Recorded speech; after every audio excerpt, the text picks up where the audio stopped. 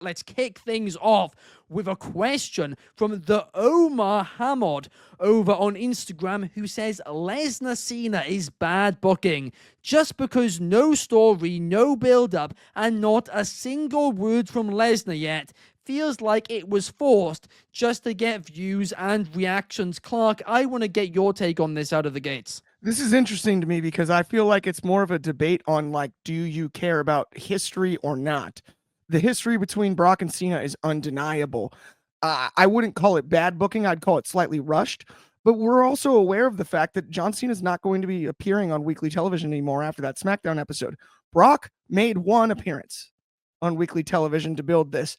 If you want to call it bad booking, I'm not going to argue with you too heavily, other than the history behind Cena being Brock's opponent, or the first one to defeat Brock upon his return, as well as the famous squash at SummerSlam.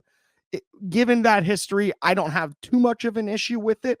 But I don't know where we place the blame here, because part of it is, I feel like, based on schedule. We did have a month of John Cena appearances. Brock wasn't in the building until this weekend. So it's an interesting one there. I would go with, I wouldn't call it bad booking, but I would call it rushed booking. Do you know what? I'm actually going to agree with this person. Because to your point, Clark, it is about history. If you have watched WWE since their last rivalry, SummerSlam 2012, I believe, or was it 2013? 14. I was at that 14, show. 14, that was heck. at the Staples Center at the time, Crypto Arena now. You've been in the same building. I have a great building. I actually sat in the same seats we sat at Raw. Wow. Or Cena and Lesnar. How funny is that? Yeah. Well, it was a great match and a great feud. There's no denying that. But the fact is, a lot of fans are new. Yes, everybody knows John Cena. Yes, everybody knows Brock Lesnar. But the fact is, this feud has basically just been Lesnar F5'd Cena. Lesnar then disappeared for a month. Then Lesnar F5'd Cena again. Went backstage, asked for a match, and that was it. I don't think we're going to see either of them again before WrestlePalooza. So yes, it's absolutely dreadful storytelling. It is dreadful. They've not really covered anything yet. Yes, they have another 2 weeks to do so, but neither of them are going to be there. So yes, it absolutely sucks. But Angie, I want to get your take. Honestly, you know how I am. I'm all about the build up. I'm all about the show don't tell kind of thing going on. This is just a dude who decided, hey, I still don't like you. I'm just going to F5 you and leave.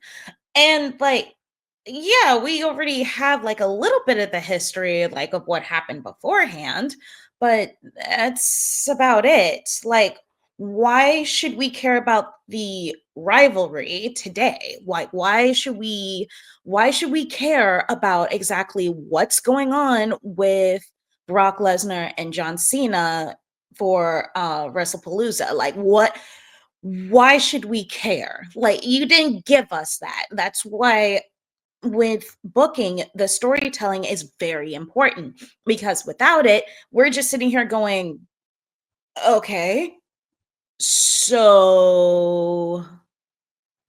you know what I mean? Yeah, absolutely. I mean, I always like to say story is king in professional wrestling. That matters a lot more to me than just good matches and good wrestling, especially when it's this far into John Cena's retirement tour, because that's the part which is bugging me as well. To your point, Ben, how good of a match can they really have? We've seen the squash is the most famous one. Never like a Cena back and forth. We also had Cena and Lesnar recently. Remember, after the Money in the Bank return during the pandemic, like, and essentially we haven't seen an outstanding match between the two. The most memorable one is the one that was booked as a squash by miles. So we're not going to get a bell-to-bell 5-star classic out of this. And that's the tough part. If that was going to be the case, right? If we were going to get, oh my gosh, they're going to paint us a Picasso, right, at WrestlePalooza, then it's different. Brock Lesnar's getting all the British wrestling holds out.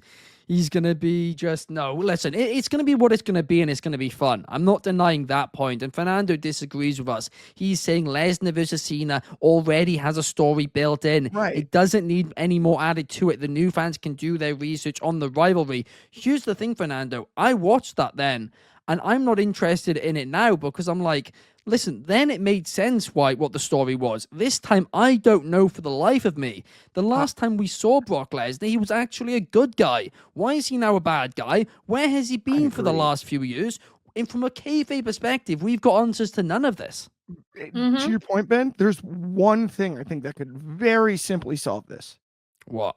If Brock Lesnar just said, I'm not going to let you ride off into the sunset. I'm going to beat you the same way I did in 2014 or whatever. I would accept that. I'm going to, you can't have this retirement tour and just walk away like this. I'm going to beat you up for it. I don't even know if he needs a why. Just simply, like necessarily like a why he wants to attack Cena, like Brock Lesnar does, as Brock Lesnar wants. And I came back because your whole retirement tour is bogus. Whatever. I mean, even if you wanted to give the reason, like, I think you just did it to sell merch. If he said that, oh yeah, I'm all over that. Whatever. Brock Lesnar suddenly has an issue with merch when he went to all those cities with those Suplex City t-shirts. He's just saying, if he says it's like a corporate cop-out or something, or like whatever it may be, just give some little nugget and it's simple solution. Honestly, I like that idea. Sorry. Go ahead, Ben. No. But the other thing I will say is the one thing that it's missing is almost Paul Heyman.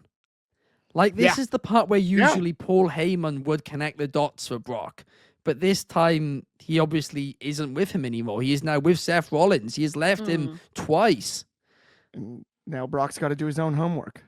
In a sense, but it doesn't have to be just solely Brock Lesnar for that. You can actually make it to where, like, in addition to what Clark's already said, you can actually make it to where you have like this amazing video promo going on and like show a little bit of like their rivalry as it was, and then have that line, I'm not going to let you ride off in the sunset. Like, that would be absolutely perfect. And then to like show the carnage of like the times where he just ambushes him now. And that would be, and I think that would bring in the story a little bit and kind of save this a bit. And if I see this happen, I'm asking for royalties for that. I reckon they're going to do that. They love to do the promo packages in like the last week before the show as well. And they're not going to have either guy to actually build the match. So they're definitely going to have to rely on some promo packages. But the question is, to your point, is Lesnar going to say something at the end? Or is it just going to be all old stuff? And I don't know. Aunt Yu says maybe he has forgotten the respect for Cena like he gained for Cody and needs to have that last fight for the heel turn. Maybe that might work with John Cena kicking Cody in the nuts. I mean, maybe he's got beef with that. I like what Ant said here though, because remember Brock did, and like you mentioned the babyface thing, he shook Cody's hand and said like, you're good. Right. Maybe that's if we get some of the hypothetical things we've suggested and we get a handshake at the end of the match, that would be actually a cool finish and a nice bow on what I actually think is an underrated rivalry in Cena's career. If that's the case, it's acceptable. I still don't think it's perfect booking. I still don't think it's the best. I think we're being a bit too nice here. If he comes back, destroys him, has one promo package, and then shakes his hand, that is still dreadful storytelling. Because we're not doing Cena on SmackDown or Raw for the foreseeable future, and because of obviously the criticism about the heel turn aspect of Cena's retirement tour, at this point, he's got to just be Billy Joel and just play the hits. That's why people bought tickets to the concert. I think I think you just said that perfectly. I think that's all this actually is. They are just playing the hits and selling the hits. tickets, right? Yeah. They won something for ESPN. We know Brock Lesnar, ESPN. It's a match made in heaven and has been a match made in heaven for years now. So look, it makes sense ultimately, even if it is a little bit frustrating. Personally, the way I'd save this is I would make sure Brock Lesnar appears once more. I don't think he is going to, but I'd make sure he did. And I'd put him in the ring and say, hey, you turned heel, you did all this bad thing, and the locker room's just willing to forgive you.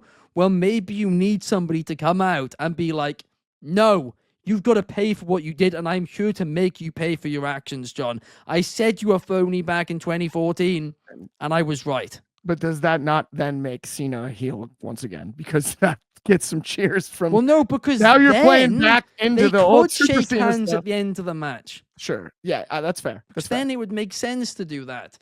And you saying Brock will not destroy Cena. This will be his never give up match. And Fernando says Cena should win this time. That's perfect. Never give up. And I quit match. Ooh, that would be cool if they booked it that way. I don't think they're gonna do it. I mean, If they don't book it for if they this, have the at time, least I'd his love it. last one. His last match should be an I quit match. I think, give up. No, because I think at the end of the day too. Could you imagine? That'd be the worst. His last words, last moments in a WWE ring. He said he was I never give up, gonna do it. I like it. I like it. No, I think a lot of people. I don't think Cena should put anybody over until his last match. I agree, but I think he's going to put Brock over. There you go. Unfortunately, No, he doesn't need. Oh gosh, no, we're not doing this doesn't again. need We it. did That this is for yesterday. certain. He Yeah, certainly tomorrow. doesn't need it. I will say though, I He's asked gonna our come back Instagram with the cast. followers.